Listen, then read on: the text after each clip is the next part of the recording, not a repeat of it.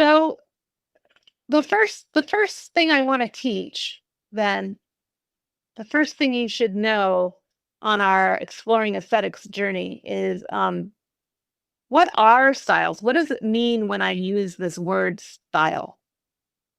We're used to taking an image and applying a filter that changes how it looks because we're used to Photoshop filters and Instagram filters, and we're used to uh, gosh, what else does filters? Everything does filters, right? We do have something that's a little bit like a filter, and that's called retexture. But that's sort of another story for another time. The styles we work with most often in Midjourney are actually more like configurations. They configure the way Midjourney will express your prompt visually. So, for example, one style might express the word bird as a robin, and another might express the same word bird as a flamingo, and another might express bird as a penguin.